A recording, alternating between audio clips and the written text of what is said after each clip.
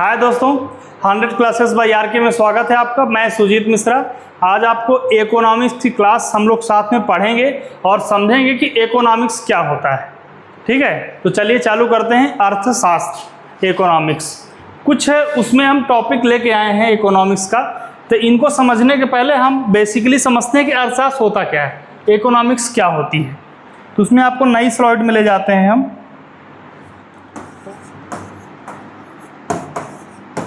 ये हो गया आपका अर्थशास्त्र, जिसको हम इंग्लिश में कहते हैं इकोनॉमिक्स।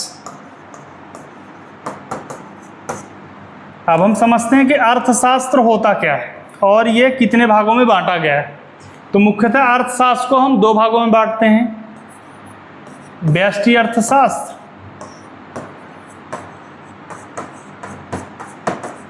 और दूसरा जो भाग है आपका वो है समष्टि अर्थशास्त्र।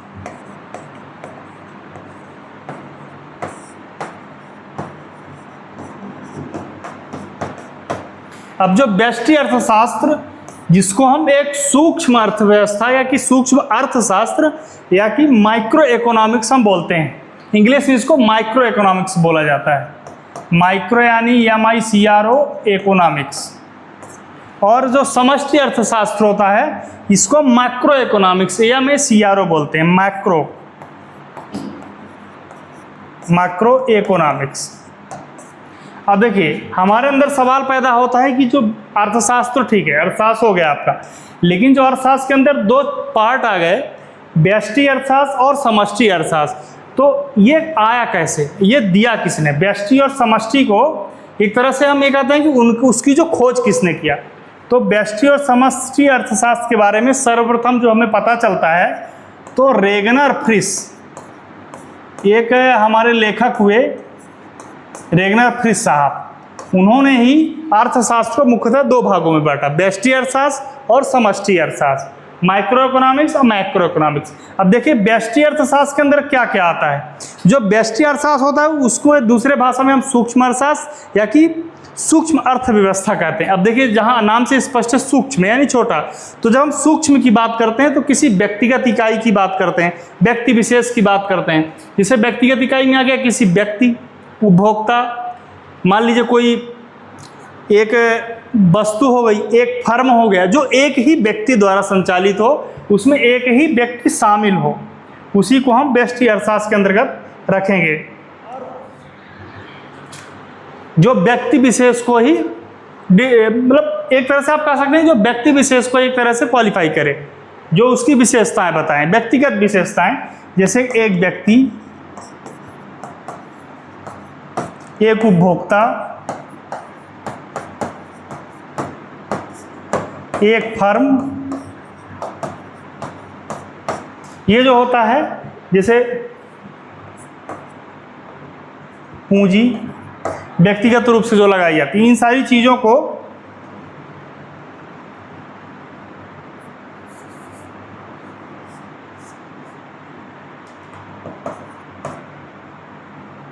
एक फर्म, ये थोड़ा हम इसको अच्छे से लिख देते हैं जिससे आपको समझ में आएगा। उपभोक्ता या कि फर्म यानी जो हम मिल के एक व्यवसाय चालू करते हैं, उसमें ये व्यक्तिगत व्यवसाय के अंतर्गत आता है। व्यक्तिगत यानी व्यष्टि अर्थशास्त्र के अंतर्गत ये इकाइयाँ आएंगी, एक व्यक्ति, उपभोक्ता या कि फर्म। और जो हमारा समष्टि अर्थशास्त्र होता है, देखिए शब्दों से ही ये एक तरह से ये व्यष्टि यानी कि सूक्ष्म, ठीक है, और जो समष्टि है वो व्यापक। व्यापक यानी जब बड़ा, जब हम किसी बड़े इकाई की बात करते हैं, व्यापक, सीधा सीधा समष्टि अर्थशास्त्र यानी व्यापक अर्थशास्त्र, व्यापक अर्थव्यवस्था। तो इसके अंतर्गत हम पूरे देश की अर्थव्यवस्था की बात करेंगे। जैसे बेरोजगारी, इसके अंदर बेरोजगारी आ गई, राष्ट्रीय आय आ गई,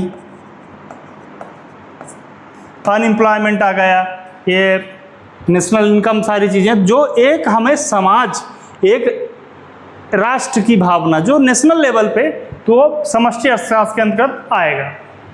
अब देखिए, इसको हम आगे समझते हैं कि इसके जो अर्थशास्त्र है उसमें समान अर्थव्यवस्था या कि समान इकाई के बारे में। अब देखिए, जो अर्थशास्त्र है वो मुख्यतः उपयोग कहाँ होता है। देखिए इकोनॉमिक्स के अंतर्गत जो अर्थव्यवस्था हम पढ़ते हैं उसमें देखिए व्यक्ति को क्या चाहिए, व्यक्ति के अंतर जो भी चीज़ें आती हैं जैसे उसकी आवश्यकताएं हो गई, पूंजी, परिवहन, और ये भी आपके अंदर कोई डाक, शिक्षा, चिकित्सा, चूँकि ये सारी सुविधाएं रहेंगी तभी तो वो करेगा। अब इन सुविधाओं की पूर्ति के लिए उसके पास कौशल होगा, कृषि होगी, मतलब वो अपनी योग्यता अनुसार भाई कुछ तो करेगा तभी तो उसकी खाना पूर्ति चलेगी। तभी तो भाई हमारे पास जब फैक्ट्री नहीं तो काम कहाँ से करेंगे, जब काम करेंगे तब तो हमें आमदनी होगी, और जब आमदनी होगी तभी तो हम अपनी खाना पीने की पूर्ति करेंगे। तो इसके अंतर्गत हमें समान अर्थव्यवस्था के अंतर्गत मानव संसाधन की इकाइयों के बारे में बात की जाती है। अब इसमें जैसे कुछ बिंदु आप दी गई हैं तो इनको मैं एक तरह से आपको समझने के लिए एक बना हुआ है, कुछ पॉइंट आपको दिए हुए हैं। जैसे समान अर्थव्यवस्था है, इसमें आवास, परिवहन, शिक्षा, चिकित्सा सारी चीज़ें दी हुई हैं कि ये व्यक्ति की आवश्यकता होती है, लेकिन वो अब इन्हीं आवश्यकताओं की पूर्ति के लिए उसके पास जैसे ये आपको प्रत्येक व्यक्ति पर अपनी आवश्यकताओं को पूर्ति करने के लिए कुछ संसाधन होते हैं। उन संसाधनों की पूर्ति के लिए हमें कृषि, श्रम, पूंजी और कौशल के द्वारा ही व्यक्तिगत पूर्तियाँ की जाती हैं। अब इसमें कुछ आवश्यकताएं हैं जैसे मानव संसाधन, भाई मानव की तो आवश्यकताएं सीमित हैं, वो जब श्रम करेगा, उत्पादन करेगा तभी तो खाएगा, तो उसकी आवश्यकताएं सीमित हैं। व्यक्तिगत उत्पादन उपभोग दोनों करता है, भाई जब व्यक्ति काम करेगा तो खाना खाएगा तो उपभोग, वो पैसा कमाया, नौकरी किया तो पैसा मिला तो उपभोग तो करेगा, कंजप्शन तो करेगा ही, और अब उत्पादन को, सेवाओं की उत्पाद भी करेगा, वो संसाधनों की चॉइस भी करेगा, भाई चॉइस करेगा तभी तो काम कर पाएगा, सर्वोत्तम आवंटन करेगा, उत्पादन और समस्याएं भाई कुछ चीज़ें होती हैं। अब इसमें हम समझते हैं नेक्स्ट पॉइंट में कि इसके अंतर्गत अर्थशास्त्र में कुछ बेसिक एक पॉइंट होते हैं जिनको हमको समझना होता है कि इनके द्वारा ही अब आगे आने वाले चैप्टरों को एक व्यापक रूप से हम समझ पाएंगे। जैसे इसमें कुछ चीज़ें अर्थव्यवस्था की केंद्रीय समस्याएं जो इकोनॉमिक्स में सेंट्रल प्रॉब्लम होती हैं, वो कुछ समस्या जैसे हो गई किन वस्तुओं का उत्पादन किया जाए और कितनी मात्रा में। भाई जब हम वस्तुओं का उत्पादन करेंगे तभी तो आगे चल के प्रोडक्शन होगा, तो इसके अंदर कितनी मात्रा में किया जाए, वस्तुओं का उत्पादन कैसे किया जाए और वस्तुओं को किसके लिए उत्पाद किया जाए, ये और इसमें क्रियाकलाप भी आपका आ जाता है कि मानव की आवश्यकताओं को पूरा करने के लिए वस्तु, सेवाओं, वितरण आदि सभी चीज़ों की तो उपयोगी हैं, तभी तो संसाधन की पूर्ति होगी। नेक्स्ट में आपका है कि अर्थव्यवस्था होती है केंद्रीकृत योजना अर्थव्यवस्था। तो जो केंद्रीकृत योजना अर्थव्यवस्था होती है उसके अंदर हम शामिल करते हैं केंद्रीकृत योजना अर्थव्यवस्था। वो अर्थव्यवस्था होती है जिसमें सरकार या केंद्र सरकार का निश्चित रूप से केंद्रीय नियोजन प्राधिकरण द्वारा ही नियंत्रण किया जाता है, वो आपकी केंद्रीय योजनाबद्ध अर्थव्यवस्था कहलाती है, जो उत्पादन, वितरण, निवेश और संसाधनों के उपयोग संबंधी प्रमुख निर्णय सरकार या कि केंद्रीय नियोजन प्राधिकरण, उसके अंदर जो तरीके से अपनाई जाती है योजनाबद्ध तरीके से, वही आपको केंद्रीकृत योजनाबद्ध अर्थव्यवस्था कहलाती है। बाजार अर्थव्यवस्था का क्या होती है? बाजार अर्थव्यवस्था वह अर्थव्यवस्था कहलाती है जिसमें वस्तुओं, सेवाओं और वस्तुओं के उत्पादन मूल्यों का निर्धारण तय किया जाता है, वो अर्थव्यवस्था बाजार अर्थव्यवस्था कहलाती है। नेक्स्ट है आपका, देखिए इसमें दो पॉइंट हैं, सकारात्मक तथा आदर्श अर्थव्यवस्था। इसको हम देखिए बड़े आसान शब्दों में अगर समझें, एक होता है सकारात्मक पॉजिटिव इकोनॉमिक्स या कि आदर्शात्मक अर्थव्यवस्था।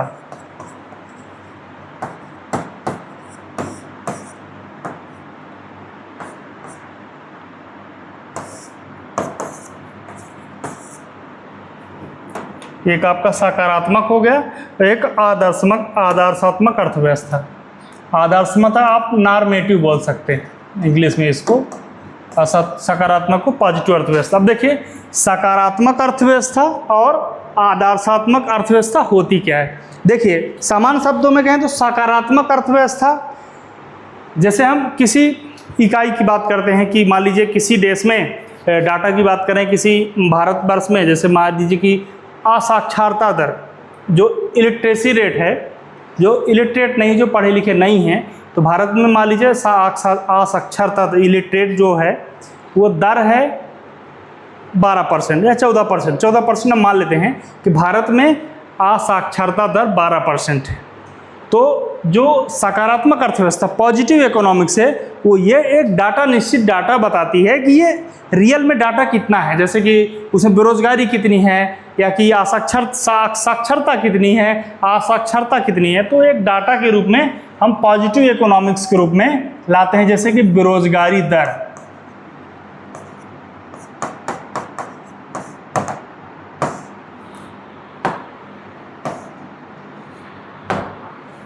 बेरोजगारी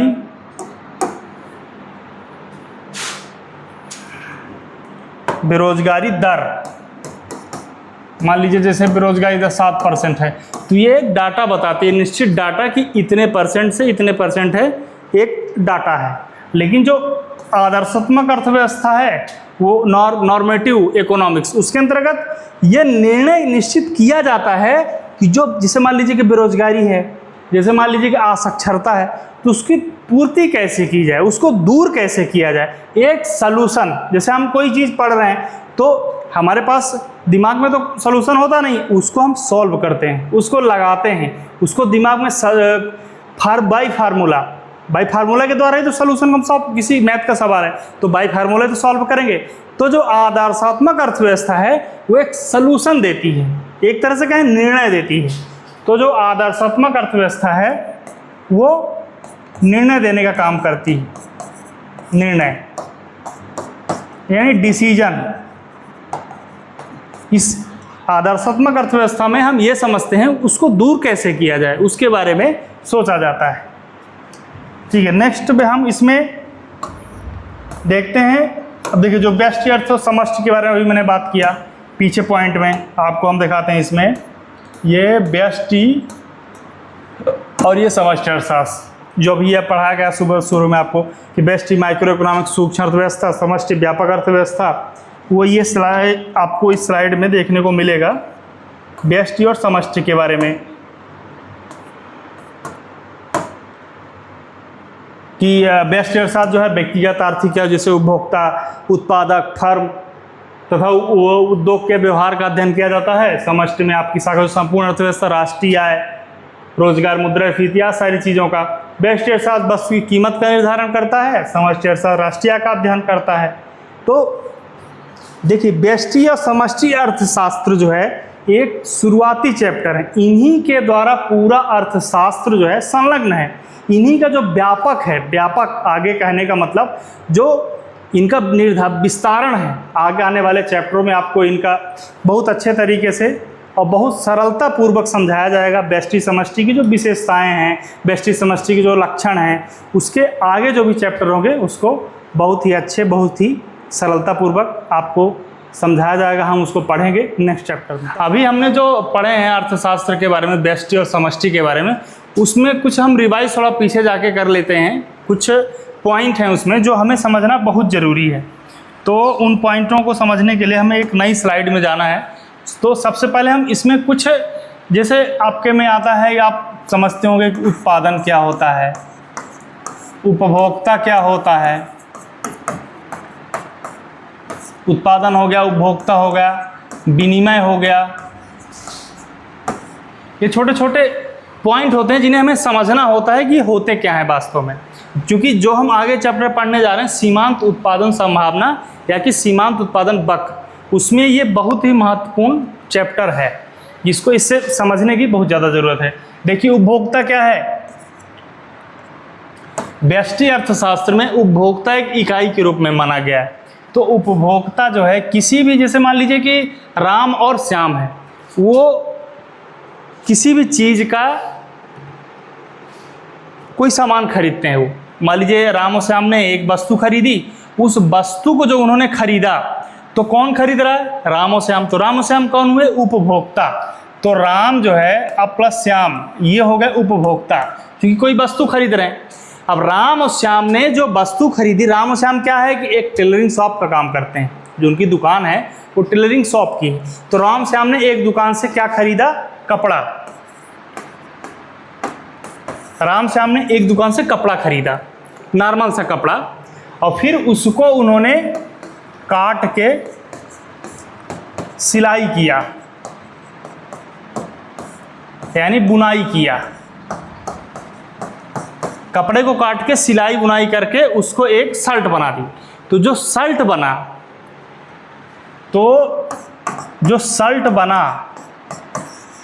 तो राम और श्याम के द्वारा लाए हुए कपड़ों का जो इन्होंने सिलाई बुनाई करके जो प्रोडक्शन किया शर्ट का, तो वो शर्ट जो है प्रोडक्शन के अंतर्गत आता है। तो उत्पाद उपभोक्ता हो गया, उपभोक्ता ने सामान लाया, सामान के द्वारा फिर उन्होंने सिलाई बुनाई करके एक शर्ट बनाया, तो शर्ट जो है आपका उत्पादन के अंतर्गत, प्रोडक्शन के अंतर्गत आ जाता है। फिर तीसरा हमारा पॉइंट है विनिमय। विनिमय क्या होता है? अब देखिए, राम और श्याम थे, उन्होंने दुकान से जाके एक कपड़ा ले आए। अब जो कपड़ा ले आए तो उन्होंने सिल बुन के उसको एक शर्ट बना दिया। अब शर्ट तो बना दिया, अब उसको बेचना भी तो है भाई, उत्पादन तो हो गया। जब बिक्री होगी तभी तो विनिमय होगा, जब बिक्री होगी तभी तो उनको कुछ पैसा मिलेगा, उसी के द्वारा तो उपभोग करेंगे वो। तो एक इसमें आपका चैप्टर उपभोग आता है पॉइंट।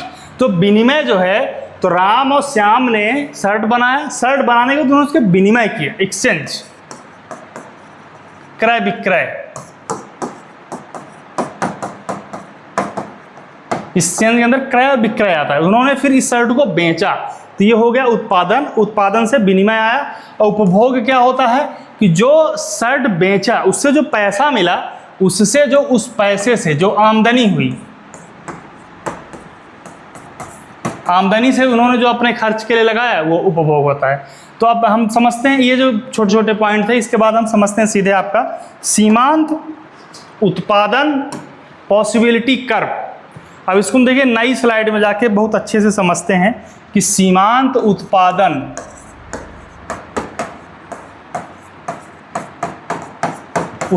संभावना, या इसको हम वक्र कहते हैं।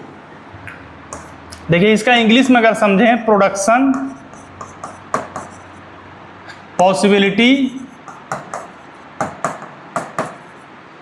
Production possibility marginal curve. अब इसमें देखिए, चाहे आप कर्व कहिए या कि मार्जिनल कहिए, सीमांत उत्पादन संभावना वक्र। अब इसको समझते हैं कि होता क्या है। देखिए, उसको समझने से पहले हम एक अवसर लागत समझते हैं कि अवसर लागत क्या होती है।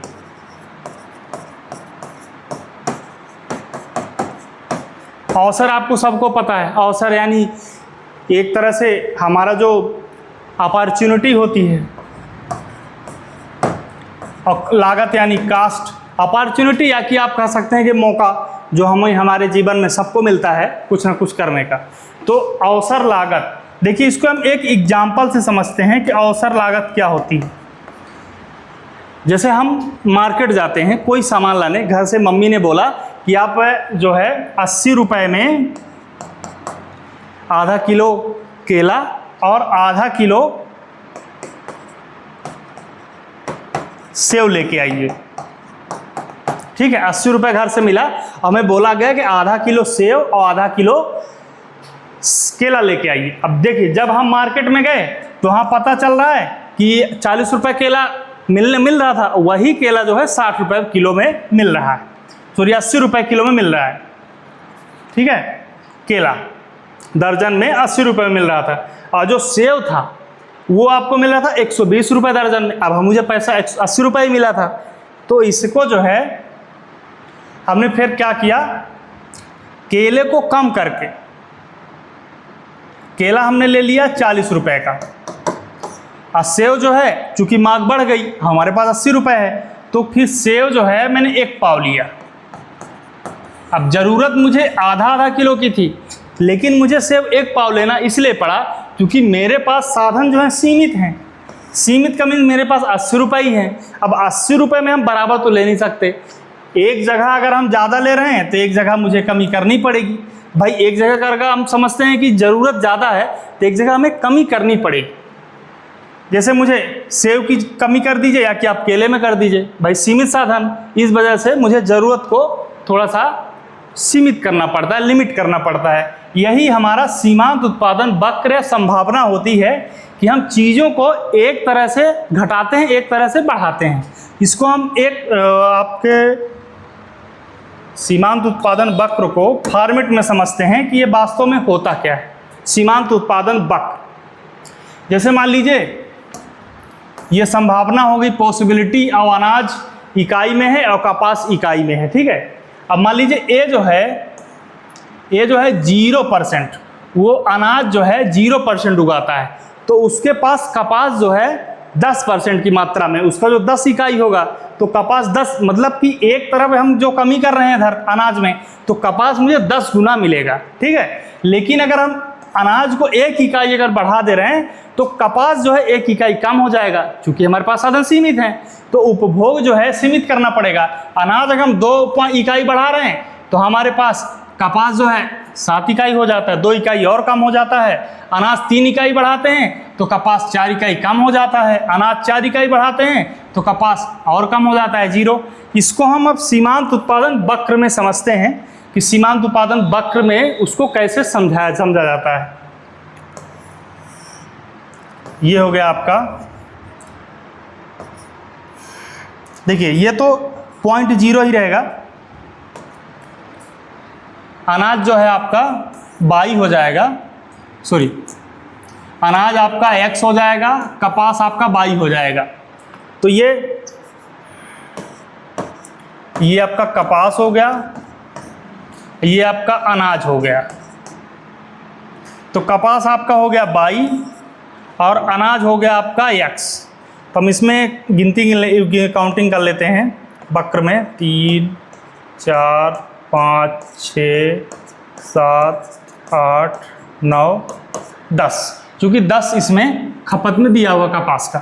फिर हम x में आ जाते हैं, अनाज में 1 2 3, ये इकाई में दिया हुआ है 5। ये जो इकाई में ये कपास का भी दिया हुआ, इकाई में अनाज का भी दिया हुआ है। अब देखिए हम मिलाते हैं कि अनाज की मात्रा क्या थी इकाई में। अनाज की मात्रा थी 0 इकाई। अब अनाज जो है आपका ये लिखा हुआ है, तो ये 0 है। अब देखिए ये 0 है, इस 0 पे ये 0 पॉइंट पे आ जाएगा, और कपास जो है 10 पे है, और ये यहाँ पे आ जाएगा, ये ठीक है। ये अनाज आ गया। फिर आपका आएगा सेकंड पे आ जाता है 1 पॉइंट पे। अनाज जो है 1 पे है और कपास जो है 9 पे है, तो हमारा जो है ये 9 पे आ जाएगा, ये 1 और 9। फिर हमारा तीसरा है, अनाज जो है 2 इकाई पे है, कपास जो है 7 इकाई पे है, तो अनाज जो है ये 2 इकाई पे आ जाएगा और कपास आपका आ जाएगा 7 इकाई पे, ठीक है। फिर आपका आ जाएगा अनाज 3 इकाई पे और कपास 4 इकाई पे आ जाएगा, तो अनाज आपका जो है ये 3 इकाई आ जाएगा और कपास जो है ये 4 इकाई में आ जाएगा चौथे नंबर पे। फिर आपका आ जाएगा अनाज 4 इकाई में और कपास 0 में, तो अनाज जो है ये आपका 4 इकाई में आ जाएगा और कपास जो है ये 0 में आ जाएगा। तो जो आपका ये बनेगा कर्व, 0 आ गया, 9 आ गया, 7 आ गया, 4 आ गया, ये फिर ये 0 आ गया। तो ये जो हमारा वक्र बनेगा वो ऐसे बनेगा, ऐसे, ठीक है। ये जो वक्र बनेगा हमारा ऐसे बनेगा। एक वक्र को देखिए, वक्र जो है वास्तव में बनता ऐसे है, बस कुछ डाटा के कारण हमें ऐसे बनाना पड़ रहा है। तो कपास और अनाज का जो एक तरह से कह सकते हैं कि ये निर्धारण होता है बाजार का, कीमत का, जो कीमत निर्धारित होती है उसी का एक डिस्क्रिप्शन है कि एक तरह से अगर हम चीज़ों को बढ़ाते हैं, एक तरह से चीज़ों को अगर हम मांग ज़्यादा बढ़ाते हैं तो पूर्ति कम हो जाएगी, जब पूर्ति कम होगी तो मांग बढ़ेगी।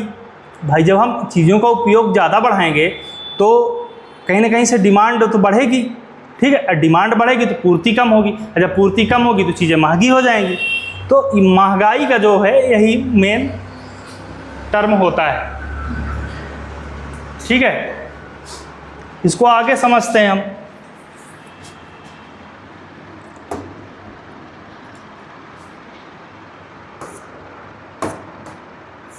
अब देखिए यहाँ पे कुछ क्वेश्चन दिए हुए हैं, जैसे कि दिया हुआ है अर्थव्यवस्था की केंद्रीय समस्याओं की विवेचना कीजिए। इकोनॉमिक्स में सेंट्रल जो अर्थ वो इकोनॉमिक्स है उसकी समस्याएं क्या क्या हो सकती हैं, अर्थव्यवस्था की केंद्रीय समस्याएं। इसके अंतर्गत आज आप समझ लीजिए कि अर्थव्यवस्था केंद्रीय समस्याओं के अंदर जैसे मान लीजिए उत्पादन करना है तो किन वस्तुओं का उत्पादन किया जाए, किन वस्तुओं का अर्थव्यवस्था केंद्रीय समस्याओं की विवेचना में हम समझते हैं कि जैसे उत्पादन ही होता है, भाई उत्पादन होगा तभी तो उपभोग होगा, जब उपभोग होगा तभी तो विनिमय होगा। तो केंद्रीय समस्याओं में आगे उत्पादन कितना करना है, कैसे करना है, किनका करना है, इन सब का जो है डिस्क्रिप्शन आपको अर्थव्यवस्था केंद्रीय समस्याओं के अंतर्गत आ जाता है। अब जो है उस अर्थव्यवस्था की उत्पादन संभावनाओं से क्या आशय है, भाई वो अर्थव्यवस्था अभी आपको समझ रहे थे कि प्रोडक्शन जो पॉसिबिलिटी है, भाई प्रोडक्शन होगा तभी तो बाजार में सामान ले आएंगे हम। तो अर्थव्यवस्था की उत्पादन संभावना जो है इसको हम समझ लेते हैं कि अर्थव्यवस्था की उत्पादन संभावना क्या होती है। तो अर्थव्यवस्था फिर आपका वो सीमांत उत्पादन संभावना क्या है, सीमांत उत्पादन प्रोडक्शन पॉसिबिलिटी कर्व, जो भी हमने समझा कि देखिए हमारे पास ज़रूरत तो बहुत है, हम चाहते हैं कि कपड़ा भी ले लें, हम चाहते हैं कार भी ले लें, हम चाहते हैं बाइक भी ले लें, हम बहुत सारी चीज़ों का हमें डिमांड जीवन में रहता है कि हम ये ले लें वो ले लें, लेकिन भाई साधन तो सीमित है ना। भाई संसाधन जब सीमित रहेंगे तो हम चीज़ों को तो उतना उपयोग कर पाएंगे जितना हमारे पास साधन है। भाई हमारे पास 100 रुपये है तो हम 100 रुपये की चीज़ों को तो खरीद सकते हैं ना, 1000, 1200, 4000 की चीज़ों को तो नहीं खरीद सकते। तो सीमांत उत्पादन संभावना वक्त हमें यही सिखाता है कि वस्तुओं की आवश्यकता तो बहुत है लेकिन सीमित जो है साधन है, साधन जो है सीमित है, तो उन्हीं साधनों को जो है हमें एक व्यवस्थित तरीके से बना के चलना है, वही जो है सीमांत उत्पादन संभावना। अर्थव्यवस्था की विषय वस्तु, देखिए मानव जीवन में हमारी बहुत सारी आवश्यकताएं होती हैं। भाई हमें सुख सुविधाएं चाहिए, चिकित्सा चाहिए, श्रम पूंजी, सारी चीज़ें चाहिए। अब इन सबको पूर्ति करने के लिए भाई चिकित्सा व्यवस्था हो गया, पढ़ाई लिखाई हो गया, सारी चीज़ें ज़रूरत है। अब इन सब की व्यवस्था पूरी के लिए हमें संसाधनों की ज़रूरत पड़ती है और संसाधनों के अंतर्गत हमें श्रम पूंजी भूमि कौशल के द्वारा ही हम उनको अर्जित करते हैं, उनके द्वारा ही अपनी पूर्ति करते हैं। तो ये जो है विषय अर्थव्यवस्था की विषय वस्तु है। अब देखिए केंद्रीकृत योजनाबद्ध अर्थव्यवस्था तथा बाजार अर्थव्यवस्था के भेद। केंद्रीकृत योजना अर्थव्यवस्था वो है जहां वितरण जो है आपका निवेश जो है वो केंद्र सरकार या सरकार के नियंत्रण में रहता है, उसका केंद्रीय सरकार द्वारा ही एक तरह से नियंत्रित किया जाता है, कंट्रोल किया जाता है। सकारात्मक तथा आर्थिक विश्लेषण से आप क्या आशय है, देखिए सकारात्मक जो है इकोनॉमिक्स, पॉजिटिव इकोनॉमिक्स, उसके अंतर्गत एक डाटा का वर्णन किया जाता है कि जैसे आप समझते हैं कि देश में बेरोजगारी कितनी है, देश में अर्थव्यवस्था कितनी, देश में असाक्षरता दर कितनी। जैसे मान लीजिए देश में बेरोजगारी 7% है, देश में असाक्षरता दर एक अनुमान की तरह हम बता रहे हैं कि देश में असाक्षरता दर 20% है, 18% है। तो एक जो है पॉसिबिलिटी टर्म बताती है, पॉसिबिलिटी परसेंटेज बताता है ये आपका सकारात्मक आर्थिक विश्लेषण, पॉजिटिव इकोनॉमिक्स।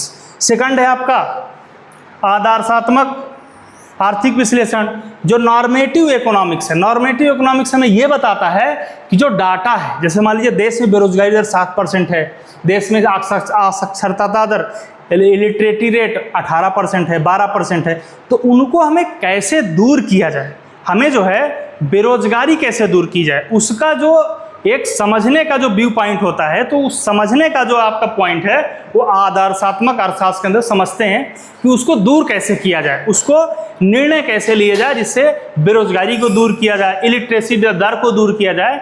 तो उसको हम जो है आदर्शात्मक अर्थशास्त्र के अंतर्गत समझते हैं, जो कि पिछले भागों में हम समझ चुके हैं इसको। आपका केंद्रीकृत ये सकारात्मक आर्थिक और आपका केंद्र आदर्शात्मक आर्थिक अर्थव्यवस्था।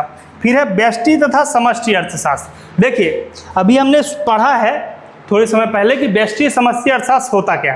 देखिए व्यष्टि जो होता है, व्यष्टि को हम सूक्ष्म भी कहते हैं कि छोटा या व्यक्तिगत। तो व्यष्टि अर्थशास्त्र के अंतर्गत हम सूक्ष्म इकाइयों को पढ़ते हैं, व्यक्तिगत इकाइयों को पढ़ते हैं। जैसे कि मान लीजिए कोई उपभोक्ता हो गया, कोई बाजार हो गया, कोई मांग हो गई, कोई पूर्ति हो गई, ये इसके अंतर्गत हम व्यष्टि अर्थशास्त्र के अंतर्गत लाते हैं। और जो समष्टि अर्थशास्त्र होता है वो व्यापक होता है। तो व्यष्टि का इंग्लिश हम समझ लेते हैं माइक्रो इकोनॉमिक्स, MICRO, उसको हम व्यष्टि अर्थशास्त्र के अंतर्गत लाते हैं। और जो हमारा सेकंड है समष्टि अर्थशास्त्र, उसको हम व्यापक अर्थशास्त्र के अंतर्गत भी लाते हैं, यानी मैक्रो इकोनॉमिक्स या में CRO, माइक्रो इकोनॉमिक्स व्यापक अर्थशास्त्र या कि समष्टि अर्थशास्त्र होता है। उसके अंतर्गत देश की अर्थव्यवस्था को हम समझते हैं, जैसे राष्ट्रीय आय, बेरोजगारी, रोजगार, यानी कि देश का जो संपूर्ण अर्थव्यवस्था को जो एक पॉइंट पे ले आता है वही होता है समष्टि अर्थशास्त्र या कि समष्टि अर्थव्यवस्था। ये सारे जो क्वेश्चन हैं ये एग्जाम में पूछे जाते हैं और सारे क्वेश्चनिंग जो है NCERT बेस है।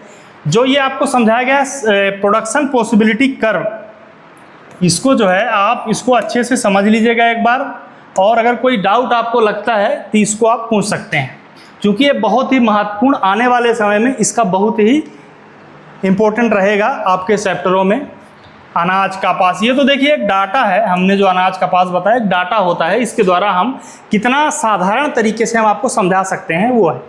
बाकी वही दर बताता है कि एक जगह आप ज़्यादा सामान बढ़ाएंगे, दूसरी जगह घटा दीजिए। जैसे मान लीजिए आप स्टूडेंट हैं तो आपके पास दो ऑप्शन है, एक बुक लेने का, एक आपके पास जूता लेने का या कपड़ा लेने का। मान लीजिए आपके दोस्त की शादी